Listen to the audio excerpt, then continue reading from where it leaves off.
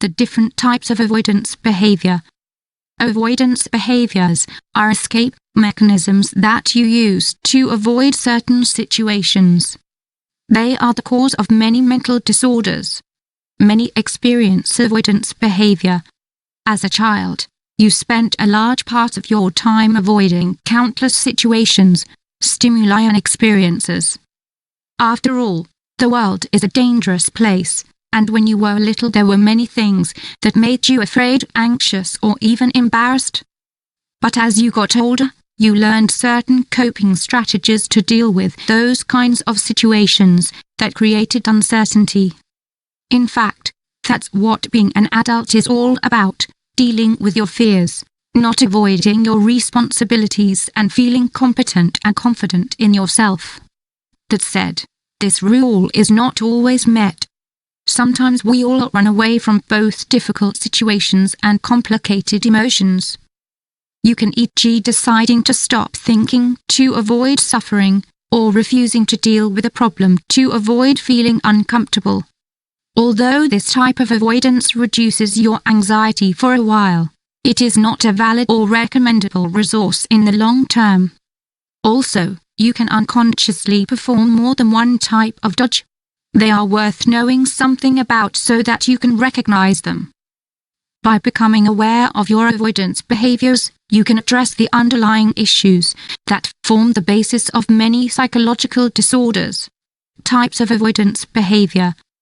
Avoidance is the most common defense mechanism. By putting off tasks and situations that make you feel uncomfortable, you save yourself suffering.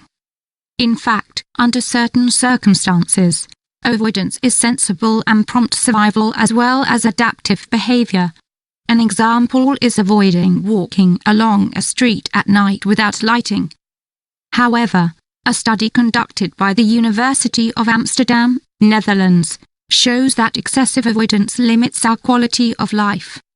This research claims that the person who repeatedly avoids one or more circumstances, stimuli or experiences, is at risk of developing more than one mental disorder. Conditions such as generalized anxiety disorder, post-traumatic stress disorder, addiction or even eating disorders have avoidance as their underlying element. Therefore, you should do some introspection and review your behavior to see if you are using any types of avoidance behavior. The most common avoidance behavior is the kind of behavior where you don't want to go to certain places because they cause you fear and discomfort or bring up unpleasant memories. 1. Cognitive avoidance. No, I don't want to think about that now. I will put these worries aside and focus on something else. I want to focus only on the positive things and forget about the rest. Who among you hasn't said something along those lines at some point? This is cognitive avoidance. It is the daily effort to avoid, hide or not face what worries you. Some people resort to self-deception, telling themselves that certain realities or problems do not exist. Dissociation, the mental separation from the present that is so common in trauma, stems from self-deception. On the other hand, if you are anxious, you are fueling excessive or catastrophic thinking. In fact, thinking the worst and falling into the trap of irrationality is an example of what can happen if you don't address what worries you. 2. Types of avoidance behavior. Situational avoidance. Situational avoidance is one of the most common types. This is the type that kids who are bullied and don't want to go to school suffer from. It is also experienced by those who fear going to hospitals because they remind them of an unpleasant memory or the death of a person. Or the person who hates taking elevators.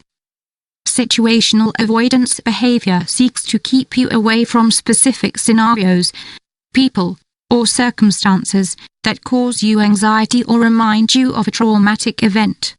3. Behavioral avoidance. As a child, you could avoid certain circumstances by simply saying you wouldn't do what you had to do, no matter what it was. Sometimes, you managed to convince your parents that you didn't have to. But as life got a little more complicated, you ended up reluctantly having to do countless unwanted tasks. Procrastination is a frequent occurrence. This means that you put off certain activities for as long as possible. Some consider this kind of behavior irresponsible. Often there is anxiety and fear behind procrastination. This is also avoidance behavior. Another example of behavioral avoidance is running away, e.g., running away from a job interview, an exam or an oral presentation, because it causes great anxiety. If we run away from fear, we cannot get used to it, nor do we give it the opportunity to die out. Foe and Kozak. 4. Aggressive avoidance. If you go back to your childhood again, when you were 4 or 5 years old and felt frustrated, sometimes you would throw a tantrum. Instead of facing your feelings, you channeled them through maladaptive and even violent reactions. You might be surprised to learn that many people continue these behavior patterns into adulthood. This is aggressive dodging. It happens when the person projects their unpleasant feelings onto others instead of addressing the source of their problems. An example is speaking badly to your partner if you have problems at work. 5. Types of avoidance behavior. Emotional avoidance. Emotional avoidance occurs when you engage in compulsive or harmful behaviors to avoid or silence your emotional distress. It can be anything from spending several hours on your mobile phone to becoming a victim of addiction or compulsive eating disorders. These are situations where avoidance behavior acts as a cathartic mechanism to divert your difficult emotions. Unfortunately, it is behind many psychological problems. Persistent avoidance behavior requires therapy. Evasion rarely works. If you notice that your life is limited by a constant need to avoid discomfort, fear or anxiety, seek specialist help.